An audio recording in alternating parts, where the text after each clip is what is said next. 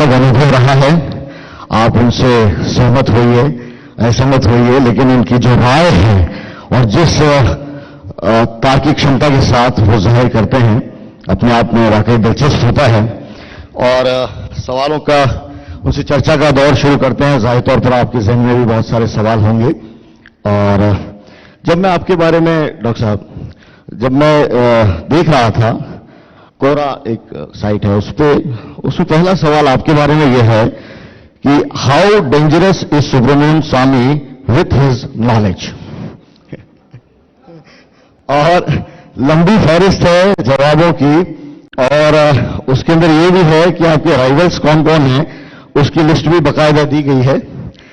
PC महालोबिनिस हैं, उनका नाम है, इंदिरा गांधी, अटल बिहारी वाजपेयी, जयललिता, अरुण जेटली, चिदंबरम, सोनिया एंड राहुल, शशि थरूर, और कोई भी है क्या? बस काफी है, इससे आगे नहीं बढ़े। आमतौर पर पॉलिटिशियंस हैं, वो अपने उपलब्धियों का एक बायोडाटा तैयार करते हैं। आपके पास में ये फहरिस्त है कि आपके विरोधी कितने हैं? विरोधी नहीं है मेरे, वो कोई भ्रष्टाचार किया है, कोई और कुछ किया है, परंतु विषय पर हमारी विरोध होती है। मैंने कभी व्यक्तिगत, कई इनमें से कई लोगों को जानता भी नहीं हूं, इनसे कभी बहस भी नहीं हुई।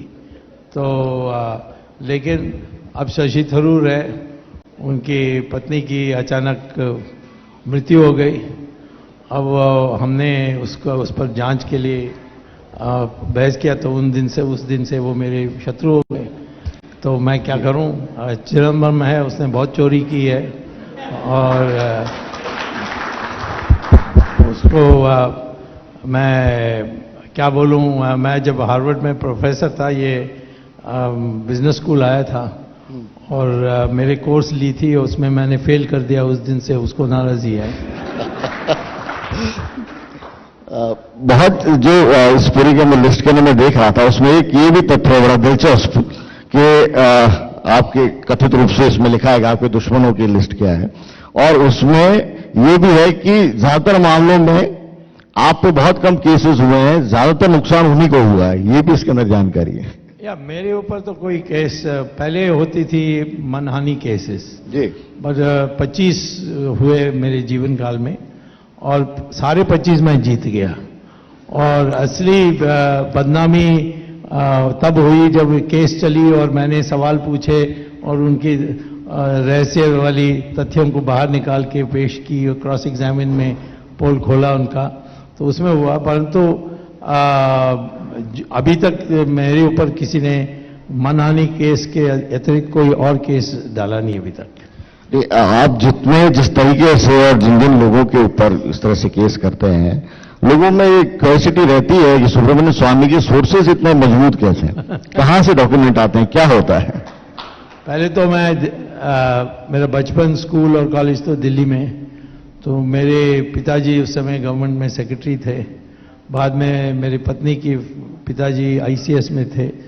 तो ब्यूरोक्रेसी में सब पिताजी के कारण या मेरे ससुराल के कारण परिचय हुआ।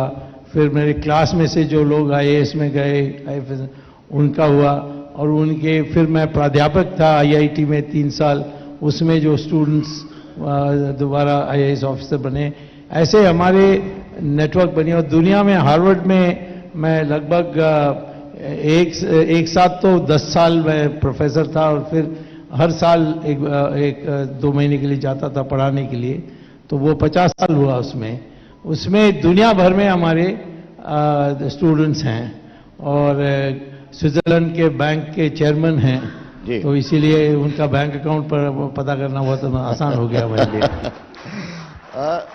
सुब्रमण्यम स्वामी, एक आप जब बात करते हैं लोग उसको सुनते हैं, और जब आप बात करते हैं कुछ बातों को ऐसा लगता है कि नजरअंदाज जानबूझकर कर जाते हैं।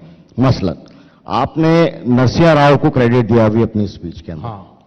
लेकिन आप ये उसमें अंडरलाइन करना भूल गए कि वित्त मंत्री उस वक्त कौन थे?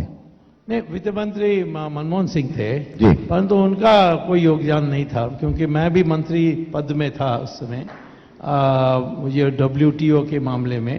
यद्यपि मैं कांग्रेस का मेंबर नहीं था, परंतु नरसिम्हा राव, मैंने चंद्रशेखर के मंत्रालय में जो मैंने रिफॉर्म्स और सुधार की जो दस्तावेज तैयार किए, उसको उन्होंने मंगवाकर उसको क्रियान्वित किया। तो वो चाहते थे कि मैं उनके साथ रहूं, तो इसीलिए उन्होंने एक कमीशन बनाया, उसको कैबिनेट रैंक देकर मुझे कैबिनेट मीटिंग अटेंड करनी, सारी चीज़ों करने का निर्णय नरसिम्हा राव ने की थी। मुझसे जब मेरे घनिष्ठ मित्र थे तो हमसे मिलते। मनमोहन सिंह फाइनेंस मिनिस्ट्री में जो करना था उस आदेश के अनुसार वो करते थे, परंतु मेरे सामने कई बार दुखी होकर आए कि मैं नहीं इस पर चल सकता हूं, क्योंकि पार्लियामेंट में उसकी बड़ी गाली गलौज चलती थी। तो मैं कम्युनिस्ट लोग उसको अमेरिकन एजेंट बोलते थे, सब है। तो मैं ये चाहता हूं, मैं ये छोटी बात ये कहता हूं कि 5 साल मनमोहन सिंह फाइनेंस मिनिस्टर होकर रिफॉर्म्स लाए, तो 10 साल प्रधानमंत्री होकर क्यों एक भी नहीं ला सके?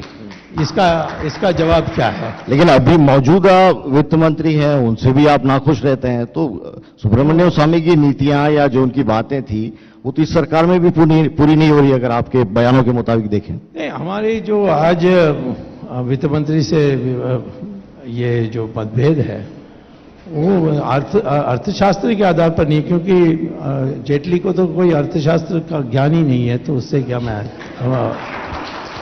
उसका दूसरे विषय पर है कि भ्रष्टाचार के विरुद्ध में लड़ने के लिए वो थोड़ा मुलायम है इसमें।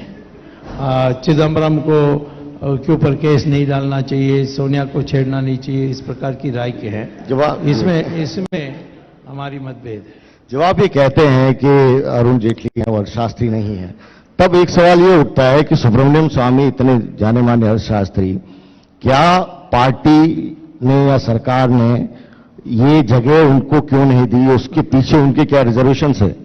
मैं नहीं जानता, उनसे पूछो जिनको करना था।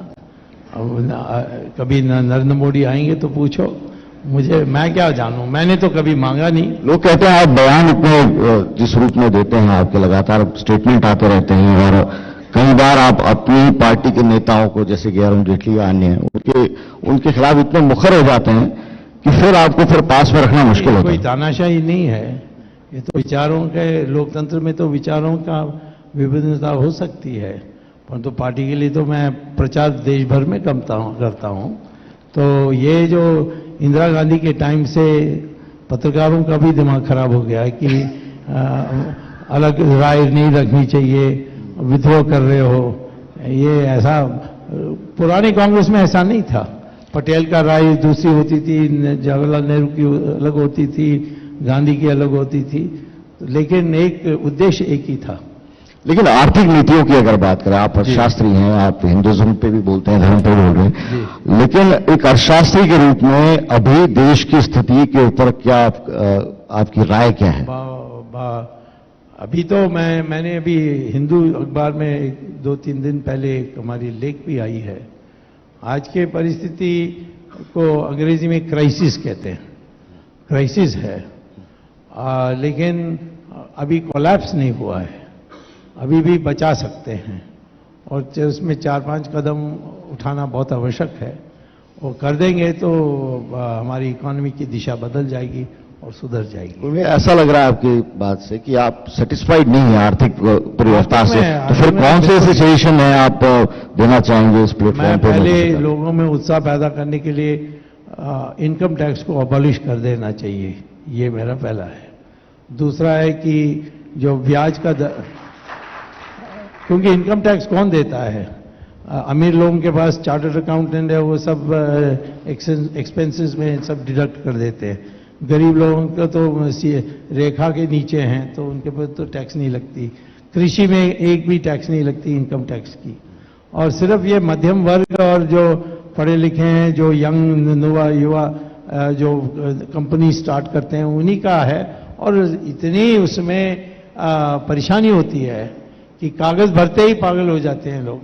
तो ऐसे टैक्स को की आवश्यकता नहीं है। जो साधन उसमें से घट जाएगी वो 2G स्पेक्ट्रम में हमने नीलाम करके दिलाया था, और इसके बाद 3G का भी होने वाला है, 4G का भी होने वाला है, 5G का भी नीलाम होने वाला है। तो इसीलिए साधन तो देश में बहुत है, एक वैकल्पिक रास्ते ढूंढनी चाहिए। तो इसीलिए इनकम टैक्स को पॉलिश करना चाहिए। ब्याज का रेट जो आज 12% से कम नहीं है, 18% तक है, उसको 9% से ज्यादा नहीं होना चाहिए। फिक्स डिपॉजिट में भी 9% देना चाहिए, ताकि लोग पैसा अपना बचत करें। तो इस प्रकार से कदम उठाएंगे तो इकोनॉमी बहुत तेजी से बदल सकती है। लोग भी जब आपकी ये आर्थिक मुद्दों पर ऐसी राय आती है तो लोगों के जहन में यही आता है कि इतने अच्छा आर्थिक विकास की बातें आप कर सकते हैं, आप आध्यात्मिक विकास और उस तरह वो बात करना गलत नहीं है, लेकिन आपकी विशेषज्ञता वहां पर आर्थिक क्षेत्र में ज्यादा है। अब देखिए, राजनीति में डर होता है कि अच्छा काम करेंगे तो फिर कल मेरी गद्दी को भी मांगने के लिए शुरू कर देंगे। तो वो भी होता है। राजनीति में अनेक काम होते हैं, पर तो आखिर में एक चीज को होती है प्रारब्धा। जो प्रारब्धा, जब वो प्रारब्धा बनेगी तो हम ऑटोमेटिकली बन जाएंगे। मूल जो आपके मुद्दे हैं अभी हिंदुत्व को लेकर, ऐसा लगता है सुब्रमण्यम स्वामी इतने पढ़े लिखे, जानकार और विद्वान एक नेता, लेकिन जानबूझ के ऐसी टिप्पणियां करते हैं। चाहे सुप्रीम कोर्ट के अंदर चल रहा है पूरा राम मंदिर का मामला, और सुब्रमण्यम स्वामी है वो कहते हैं कि 10 दिन के अंदर चाहे तो हो जाएगा, इतनी तारीख को हो जाएगा, चुनाव से पहले हो जाएगा। तो आपको पता होता है इस तरह की स्टेटमेंट आप दे रहे हैं? नहीं, मैं तो जब देखिए, मेरी याचिका की सुनवाई पहले तो इलाहाबाद हाई कोर्ट से अपील में आए थे 2010 में ये सारे लोग, और 7.5 साल के लिए एक सुनवाई भी नहीं हुई। जब मुझसे अशोक सिंघल ने कहा जाते जाते कि तुम इसको देख लो, जैसे राम सेतु का तुमने बचाव किया था, इसका भी कर दो, इसका भी निर्माण के लिए कर दो। तो मैंने घुसने की कोशिश की तो सब लोग इकट्ठे हो गए कि तुम कहां से आ गए, तुम्हारा तो इसमें कुछ है ही नहीं, ना तुमने मंदिर बनाया था, ना तुम मस्जिद बनाया। तो तब मैंने नया रास्ता ढूंढा कि मेरा मूलभूत अधिकार है वहां पूजा करने के लिए, और ये लोग जो संपत्ति मांग रहे हैं, इनका है साधारण अधिकार, मेरा है मूलभूत अधिकार। तो मेरी बात सुनी जाएगी तो ऑटोमेटिकली और मानी जाएगी, तो फिर इनकी बात सुनने की जरूरत ही नहीं है। तो तब कोर्ट के सामने कांग्रेस के जो वकील हैं, उन्होंने एक नया मुद्दा उठाया कि मस्जिद भी मूलभूत अधिकार है। मैंने कहा नहीं, 5 जजेस ने मिलकर के ये फैसला दी थी 1994 में कि मस्जिद जो है वो आने वाली हिस्सा नहीं है, उसको तोड़ा जा सकता है। सऊदी अरेबिया में तोड़ते रहते हैं, और उसको उसमें कोई मूलभूत अधिकार नहीं है। नमाज तो कहीं भी पढ़ा जा सकता है, स्टेज में पढ़ा जा सकता है, अपने ड्राइंग रूम में पढ़ सकते हैं, सड़क में पढ़ सकते हैं। तो इस पर चुनौती दिया कांग्रेस के प्रभावित हुए वकील, और उन्होंने कहा कि वो जो 5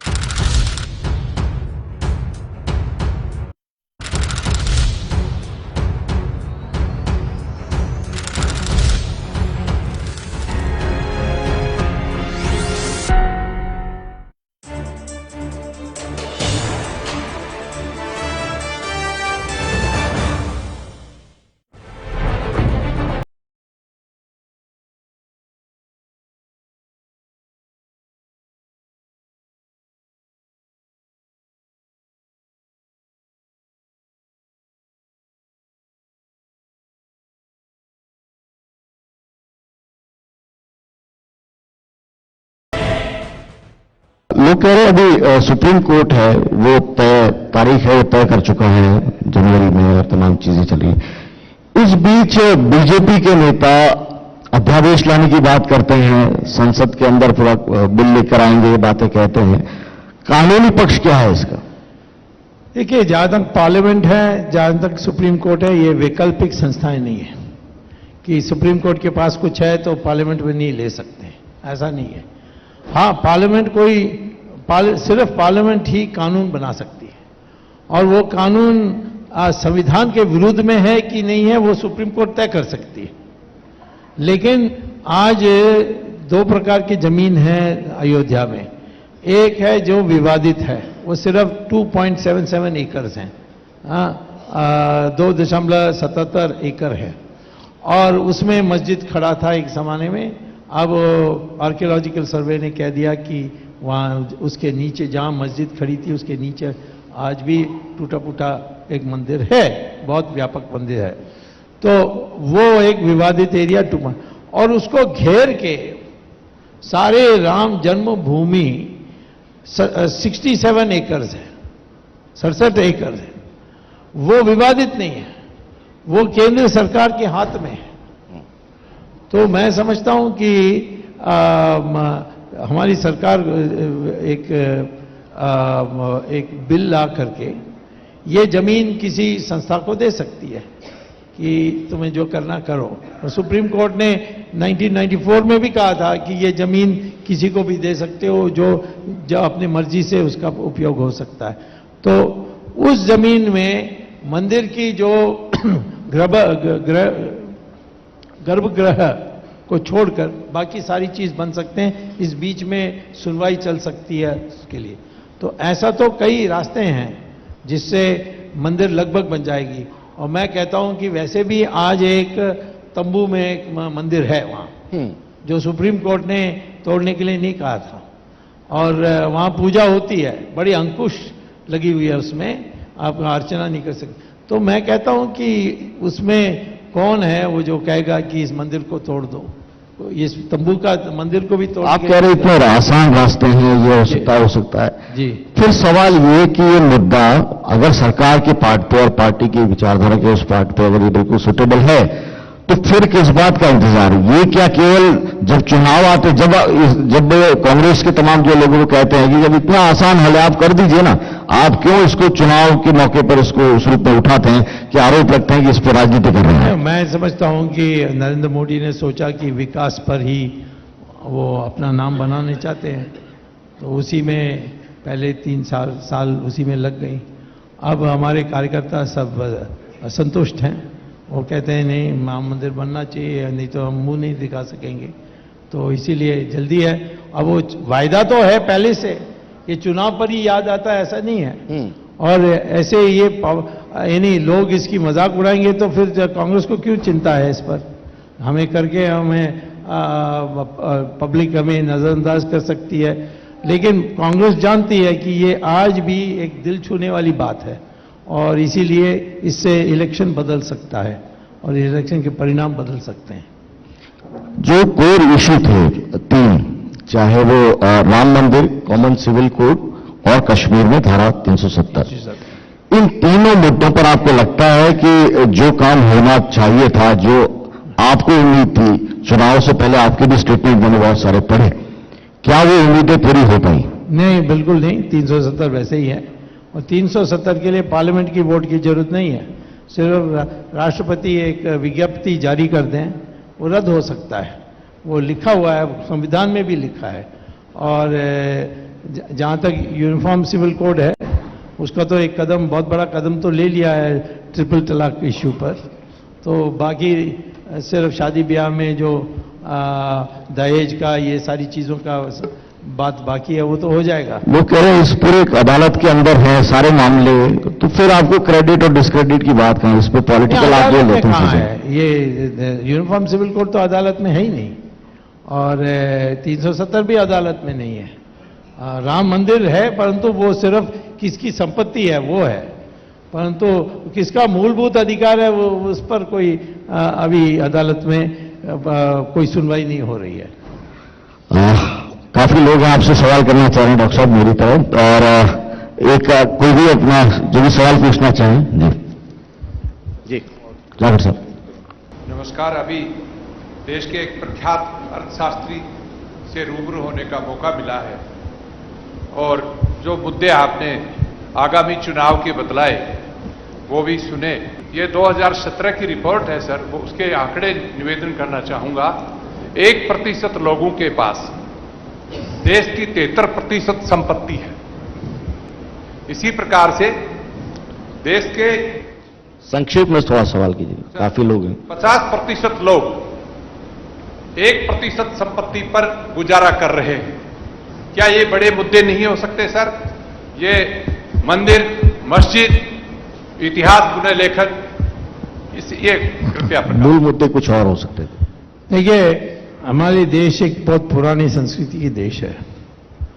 जब इमरजेंसी पर इंदिरा गांधी ने इलेक्शन डिक्लेयर किया, सबने कहा कि लोकतंत्र तो पढ़े लिखे लोग ही पसंद करते हैं, और ये जो गरीब है उसको क्या पता है, उसको नौकरी मिल जाए, पेट भर जाए, यही देखेगा। और चुनाव में निश्चित तौर पर कांग्रेस पार्टी जीतेगी, क्योंकि अधिकांश देश तो गरीब है, उत्तर प्रदेश, राजस्थान, ये सब, और पढ़े लिखे प्रांत जो 4 हैं जो दक्षिण के हैं।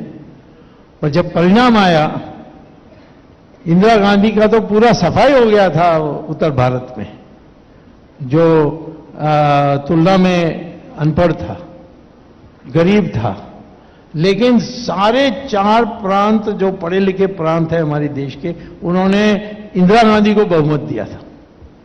इंदिरा गांधी के लिए 100% सीट्स केरल से मिली, 100% सीट्स आंध्रा से मिली, एक को छोड़कर, और कर्नाटक में 100% मिली, और तमिलनाडु में भी 100% मिली। तो ये इसके पीछे क्या है? ये हमारे देश में गरीब अमीर में नहीं चलती है, ये चेतना पर चलती है, हमारी लंबी चेतना है। और यहाँ लोग भावना पर चलते हैं। जहाँ ऐसे विषय हैं, राम मंदिर, ये सारी चीजों, ये सारे देश में पढ़े लिखे प्रांतों में भी एक बहुत बड़ा मुद्दा है। मुद्दा यही है, जो सवाल ये था कि देश के जो मूल मुद्दे हैं उस पर भी आप मुखरता से उस तरह से बात नहीं करते। देखिए, बेरोजगारी का मुद्दा है, तमाम मुद्दे में नहीं जाऊंगा। मैं समझता हूं कि मेन चीज जो चाहिए वो है बेरोजगारी हटाना, और वो उसमें ध्यान जरूर देना चाहिए। प्रधानमंत्री ने जिसको माइक्रो कहते हैं, माइक्रो इकोनॉमिक्स कहते हैं, उसमें तो बहुत काम किया। जैसे चूल्हा, लकड़ी के जगह में सिलेंडर गैस, इस तरीके से बहुत किया उन्होंने। परंतु जो व्यापक होनी चाहिए वो फाइनेंस मिनिस्ट्री के कारण वो असफल हुए हैं। जो डिमोनेटाइजेशन में भी सफल हो जाते यदि पहले से जो नए नोट्स की छाप कर रखते। उन्होंने किया नहीं था और बताया भी नहीं था प्रधानमंत्री को। हाँ, चूक हो गई। नेचुरली वो डिमोनेटाइजेशन फेल हो गई, क्योंकि लोग क्यू में खड़े हो गए, लंबे क्यू में, नोट नहीं मिलता था। मैं तो ये कहता था कि जो पुरानी नोट है वो अपने बैंक में डालकर सरकार को 25% दे दें, कोई सवाल ना पूछे, और 25% वो नए नोट्स में बाहर निकाल ले और 50% फिक्स डिपॉजिट में रखें।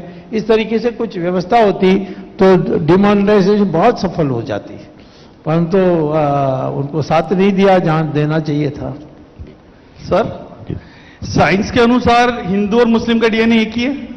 साइंस में आपने कहा कि मुस्लिम का डीएनए एक ही है, डीएनए एक ही है। तो फिर एक भाई का अपने गुमशुदा भाई से झगड़ा किस बात का? झगड़ा है तो मुसलमानों को समझाओ कि तुम्हारा उनका पूर्वज गौरी और गजनी नहीं है, परंतु हमारे देश के हिंदू है। विदेशी आक्रांताओं का झगड़ा है सर। हाँ, मैं तो कहता हूं वो मुद्दा अपने हेतु को अपने सवाल कीजिए। मैं तो आप समझे नहीं। मैं तो कहता हूं मुसलमान को, तुम मान लो कि तुम्हारा पूर्वज हिंदू है, हम सब एक परिवार हो जाएंगे। मैंने यही ओवैसी को भी कहा था एक दिन। उन्होंने कहा कैसा पता है कि उसने मुझे पूछा आपको कैसा पता है मेरा डीएनए आपका डीएनए क्या है? मैंने कहा सबसे फेमस माइक्रोबायोलॉजिकल लेबोरेटरी इंडिया का हैदराबाद में है, तो वहीं के हो, मेरे साथ चलो, दोनों एक साथ डीएनए करके मैं दिखा दूंगा। पीछे से जी। सर, एक मैं आपसे पूछना चाहता हूं कि बहुत आजकल काफी चल रहा है कि बेटी मारोगे तो बहू कहां से लाओगे। मैं आपसे जानना चाहता हूं, प्रतिभा मारोगे तो प्रगति कहां से लाएंगे। तो आरक्षण के मुद्दे पे आपका क्या विचार है इसमें? आरक्षण देने के बाद वापस लेना उतना आसान नहीं है। दूसरा है कि आरक्षण जो है वो सिर्फ सरकारी दफ्तर में और यूनिवर्सिटीज में है, तो उसको फीका करने के लिए अनेक यूनिवर्सिटीज खोलो। अभी तो 400 है, मैं तो सोचता हूँ 1000-2000 यूनिवर्सिटीज देश में होनी चाहिए कि किसी को एडमिशन ना मिले, ऐसा नहीं होना चाहिए। और नौकरी जो प्राइवेट सेक्टर में करते हैं उनके लिए तो कोई रिजर्वेशन है ही नहीं, और प्राइवेट सेक्टर के लिए ब्याज को कम कर दो, उनको पूंजी मिलने के लिए आसान कर दो, तो वो सारे लोग अपने आप पांव में खड़े होकर बना देंगे, जैसे नरसिम्हा राव ने करके दिखाया कि जैसे उन्होंने सारा कोटा लाइसेंस रद्द किया, देश में नई नई चीजें होने लग गई। तो मैं ये कहता हूं कि रिजर्वेशन को वापस लेने का तो सवाल ही नहीं है, वो लोकतंत्र में संभव नहीं है, देना नहीं चाहिए था। देने के बाद कोalition, मोदी के अगेंस्ट में कोalition की बात हो रही है, किस रूप में देख रहे हैं? पॉलिटिकल एस्पेक्ट में अगर हम देखते हैं, मोदी के सामने कितना बड़ा चैलेंज। 2014 तो वेव के नाम भी कह दिया गया कि मोदी लहर, अब 2019 कैसे देख रहे हैं? ये लहर तो हिंदुत्व की उस समय भी थी, उसमें मोदी एक प्रतिमा मिली है हमें। अब मोदी का नाम तो बन गया है, हमारे पास नेता है, तो नेता का कोई झगड़ा हिंदुत्व का एजेंडा पीछे हो गया? नहीं, बिल्कुल नहीं। मोदी का हाँ, इस 3.5 साल में उन्होंने ज्यादा प्राथमिकता विकास के लिए दिया था। लेकिन मैं ये कहता हूं कि हमें जो गेन मिली है वो मोदी का दुनिया में और हिंदुस्तान में एक प्रतिमा बन गई है, और उसकी नेता की जो पद है वो उनके लिए सुरक्षित है, इसमें कोई झगड़ा नहीं है। लेकिन किस मुद्दे पर चुनाव लड़ना है उसकी बहस चल रही है, और मेरी राय में हिंदुत्व नंबर 1, करप्शन नंबर 2, इसको और विकास कभी भी चुनाव में जिताया नहीं किसी को, ना नरसिम्हा राव को जिताया, ना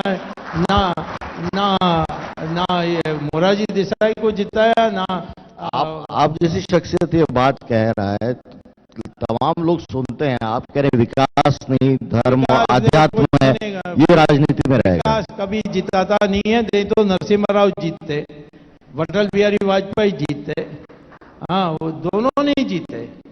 मैं इस देश में भावना की है, हमारी अस्मिता का बहुत बड़ा सवाल है, और ये आतंकवादी ने इसको और भी भयंकर कर दिया है। तो इसीलिए मैं समझता हूं कि एक ही पार्टी है जिसकी एक विराट स्वरूप में लोग देखते हैं, वो है बीजेपी, और आखिर में जब वोटिंग होगी आप देखिए राजस्थान में भी हम जीतने वाले हैं।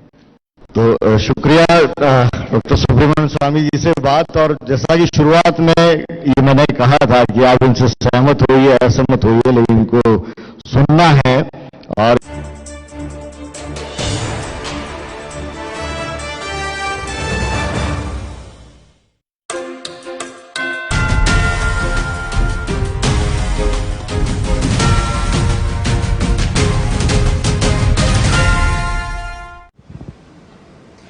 नमस्कार।